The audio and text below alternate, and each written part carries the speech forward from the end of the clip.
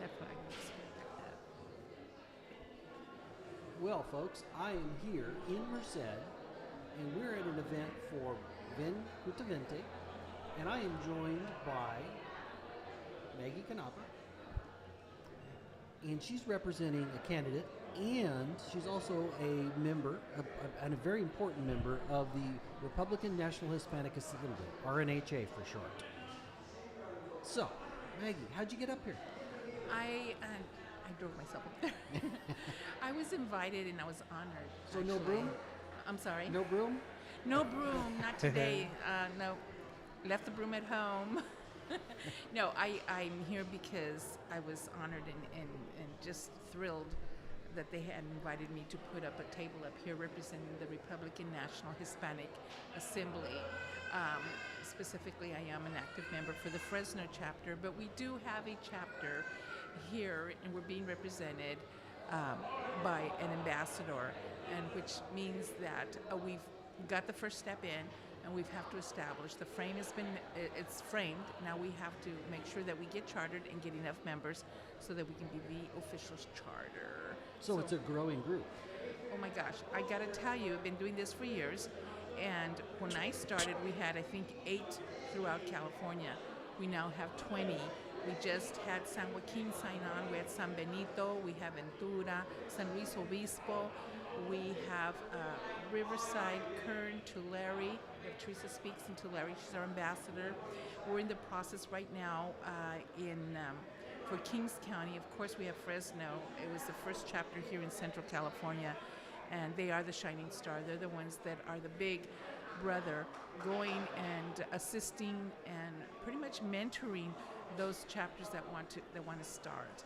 And it's so important right now for us to kind of find our way and build the brick house, because we are going to need it. Well, okay, so in California, a large portion of the voting population, what, over 60%, isn't it? I think it's 68.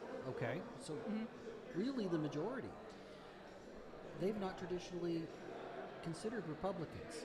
What is your group doing for outreach? I think that,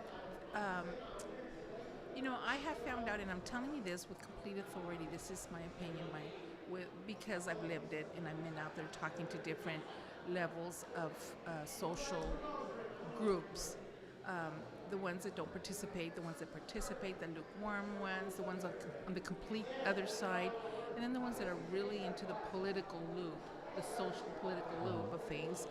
And I gotta tell you, the propaganda is tough. I think the opposition and the other party, they have a social work plan, and they follow it.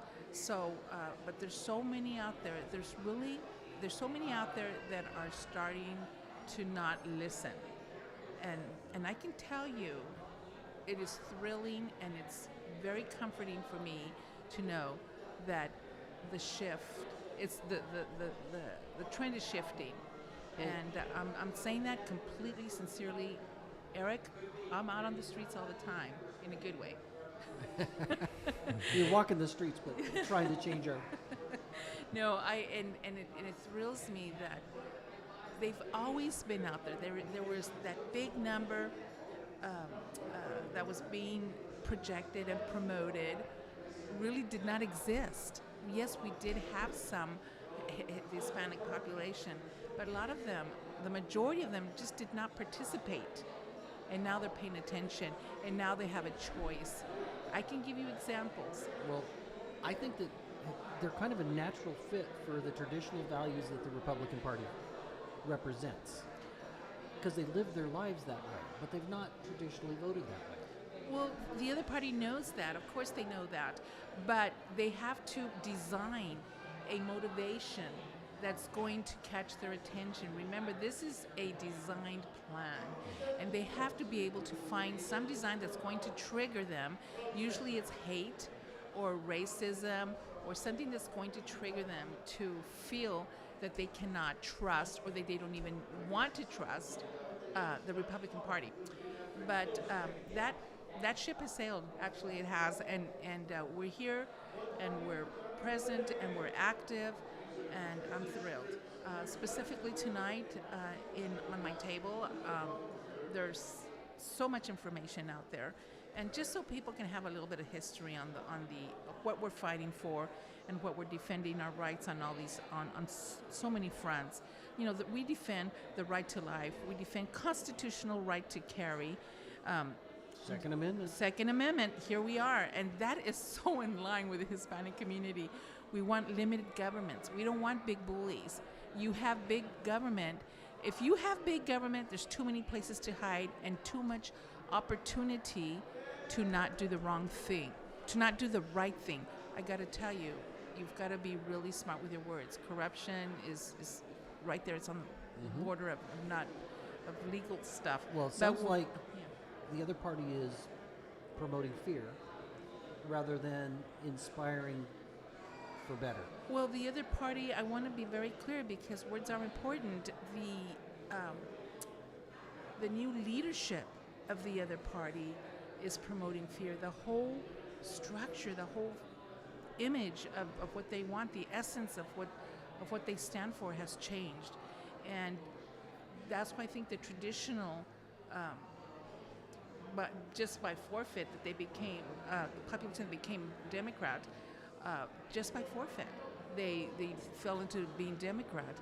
And so I think the true awakening is going to, and it is happening, and it's very, very nice to see. I just want to continue that. And I think what Hispanics also are very adamant about is about fiscal responsibility. And then again comes the curiosity and the joining in and knowing about the American culture, assimilating and being grateful, because Hispanics, particularly Mexicans, because that's what's here. That's really. The majority, yes. That's the majority. They're humble people and they're fair people and they're really big on respect. And if you challenge didn't mention them, family. Oh. That is the biggest thing, I think. Well, I grew up in Central Valley. You know, several schools I went to, I was the only white kid for a couple of years. I'm not really complaining. They were good people. But how they valued family, the fact that they go to church, makes them kind of different, and they're hardworking. But they've not participated. That's why I think your group is so important. I have friends that I've had for years and years that are not on the same side of the political aisle, and they seem to think that because of your skin color, that should determine how you vote. And I think everybody's an individual. That you need to think for yourself, and you need to vote in a way that represents your values. Okay, when you refer to my group, I think you're referring to the organization, for all practical reasons, RNHA. But Eric, when our group is your group, we're all Americans, and that's my pledge to make sure that they know we're all Americans. If you have the right to vote, you have ownership. Along with ownership of this country comes responsibility and participation. They have to feel that we're not inviting you to a party via Butler. We're here because we're all one group, and we all have learning reasons to do this. Well, Maggie, I sure appreciate you coming out. Well, I'm here all the time. You just call me and I'll be here. I'm like There's Diana no Ross. Well, I'm excited about this event. I hope you get to talk to a bunch of people, because I believe if you're given a chance to talk to somebody, you will change both their heart and their mind. And I appreciate that. Thank you. I appreciate being here. It's always easy to talk to groups, especially when you're just talking from your own experiences and simple truths. So. I thank you for this time. Que viva la verdad.